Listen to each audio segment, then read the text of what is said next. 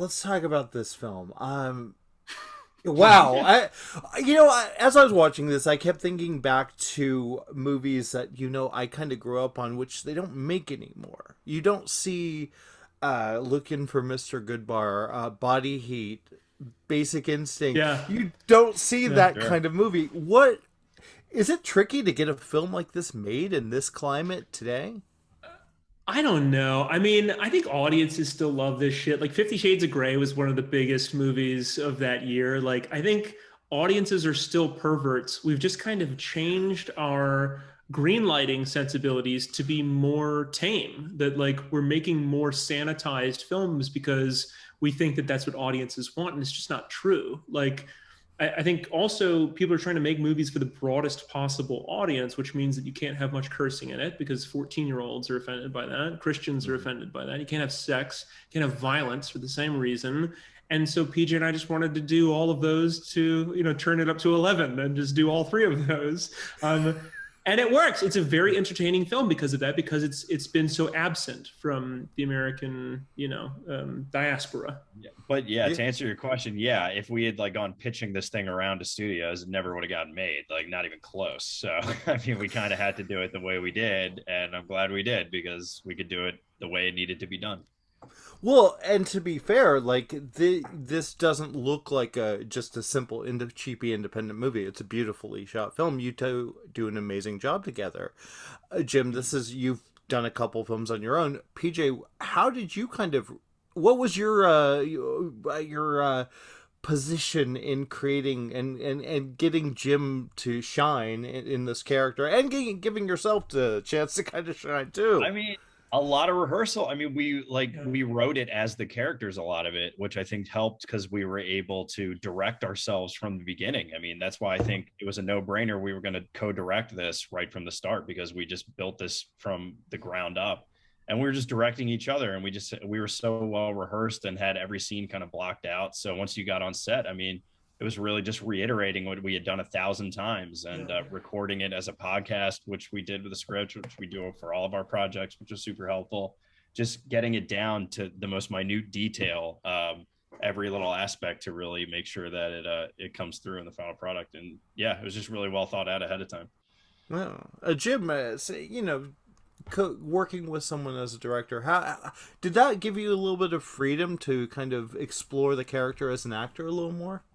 I mean, it was nice to have PJ constantly, like a hawk looking at me and making sure that the performance was good, which is nice. But then also in the rehearsal process, like PJ was there for every rehearsal. So like I was able to be weird and not do a good job. And then that helped to influence the directing. Like even though we weren't on set for another month or whatever, we were able to sculpt the story and make it better before we showed up. So yeah, no, it was incredibly freeing to have that. And same with our producers, like having our producers behind the monitor at all times to advise on that stuff was very helpful for the two of us. Well, one of the things I like about the film, and there's a lot I like about it, it's really good, guys, is that there's not just this, okay, it's the shady husband cheating on his wife, blah blah blah. There's a lot at stake here. There's mental illness. There's a lot. There's the corruption of power. What did you guys talk a lot about that? Or are there? I feel like there's a ton of fucking layers here. Yeah, there's a lot going on in this one. It's like, Yeah. and a lot of genres as well. It's like erotic thriller, comedy, horror, yeah, drama. It's very strange. But that, Parasite was our favorite movie of the previous year, and it's a lot of different genres, and it works, and it's very funny. So we knew that we could get away with it. But then, yeah, I don't know. We just kind of, it was working for us out loud, and so because of that, we never feared that it wasn't going to work on video. Yeah, I don't know. It was making us laugh, and we felt like the stakes were high enough that it was kind of exactly the way we like to write, where it's like build very real stakes and really serious situations, and then drop these kind of comedic characters into this world and watch them play. And that's Yeah. really entertaining to us. And we felt like we could pull it off, and hopefully we did. But yeah. You know, you did. I want to talk a little bit about your performance here too. You do an amazing job as kind of the side character, the more the reality of the situation. Yeah. What was that like? And how did you connect to this character?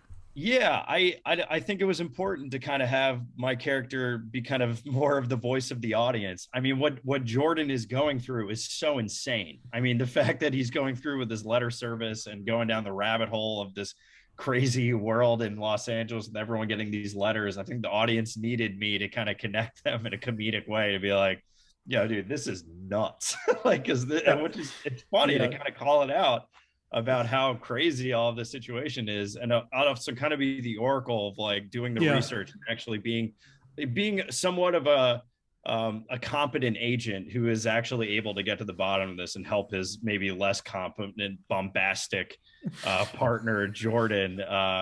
You know, I don't know. We didn't want to like look. There are some competent agents and people who work in these industries, and it's a tough. Are there? But yeah, but like, yeah, I mean, we want to show that there are some good people, maybe, but it's kind of showing that there is a different spectrum of people that work in these various jobs. But I don't know. I'm glad it came off like to show the two different sides of it as like a duo. So Well, I love when you said that, there's some good people and Jim's over here. No. yeah, I know. Yeah. Jim's fully on the one side. But It's funny. I mean, that's kind of how the characters are too. PJ is like the most lovable guy. He's like a dad, and like he's working in the system, and very well researched, very thought out. And then my character is just such a toxic, awful, lunatic, idiot failure. And so, like, I mean, that's just an exemplification of our two mindsets on the thing of like, I'm like, oh yeah, no, burn it all down. And PJ's like, well, there actually are some nice people. Yeah, I think our characters are very resembling of our partnership in real life. Yeah. So, yeah. I'm glad that maybe that's why it comes about so naturally in the movie. Yeah. Well, Jim, you take the what I like about you is you take risks. You not only you're directing, you're writing these scripts, but you take on these characters that are flawed, are complicated. What I mean, a lot of actors don't want to be seen that way.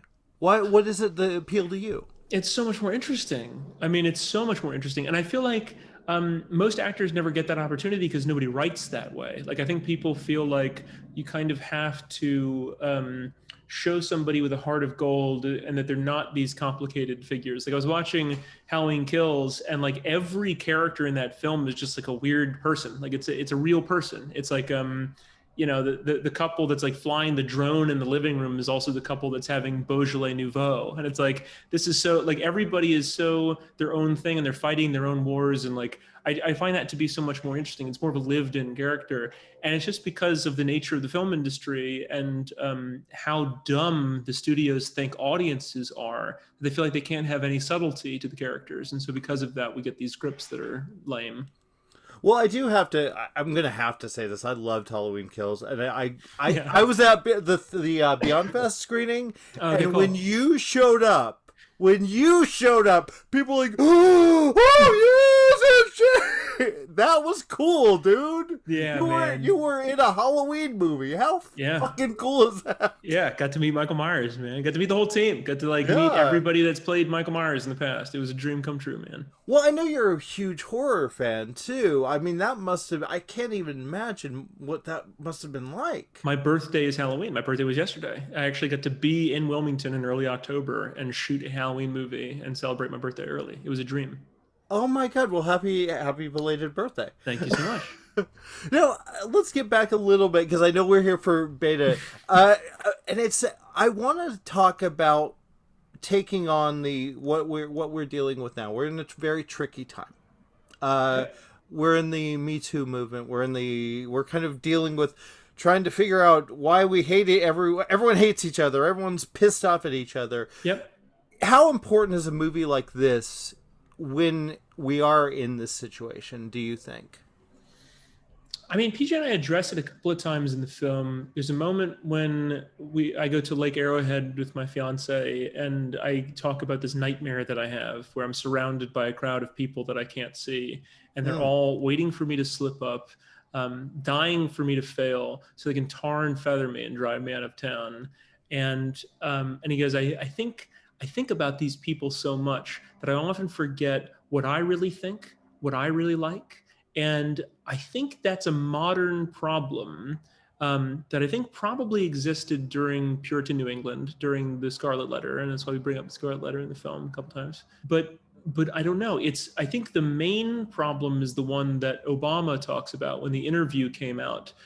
He got up on a press conference, and the movie about killing Kim Jong-un came out. And he said, I'm not scared about what's happening with the hacking or anything, but I'm scared what it's going to do to artists and creatives, that they're going to feel like they can't make jokes about North Korea, about a dangerous state. And that's the most scary thing to come about from this thing. And I feel the same way, that it is affecting our psychologies about each other, and that we don't actively question ourselves. And if something comes out and somebody reviews a movie terribly, people say, oh yeah, that movie's supposed to be bad, instead of watching the film and having their own review of it. I think everything is digital marketing these days, and people only have the time to repeat what they heard somebody say. It's not really thinking. It's a strange time psychologically. It's Orwellian, but it's mainly harmless.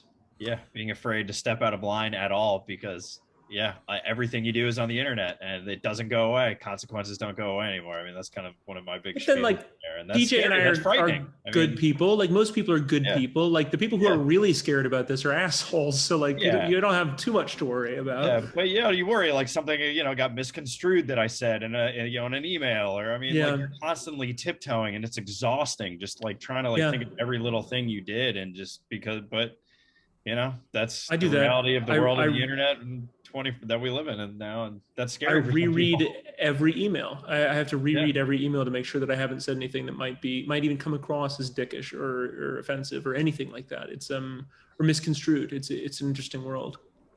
No, you are absolutely right. And as a film critic, I've noticed there's a weird kind of I hate to say this because it's this is my profession, but I'm seeing a lot of like kind of jump on the bandwagon attitudes with film criticism lately, and it's kind of frustrating because it takes away from, do you know why the film was made? There's a reason for that. And I think that you guys have addressed that a little bit in the way you make films and the way you kind of take chances and don't create the same old garbage. It's our favorite thing to do. Yeah, I'm very happy to hear you say that. That's great. Yeah, and that's the job of the independent filmmaker, is to understand the landscape of the audience and know the audience, and to make something specifically for them. And I love doing it. PJ and I always talk about that it's like, it's more alchemy and chemistry than it is an art form. And we love doing it. We love making movies for pervert cinephiles that are like us. People have the same sense of humor. Yeah, there's an algorithm to this. It's an equation, with variables that need to be put in to get a good output that people will like. Well, guys, unfortunately, we got to start wrapping up, but I honestly, it was just an absolute pleasure talking to both of you. Likewise. Thank you for having us. Yeah, absolutely. I can't wait for people to see this movie, and I will be spreading the word, my friends. Thank you so much. Thank you. Man. We'll talk to you soon. Cheers, guys. Thank you. Bye.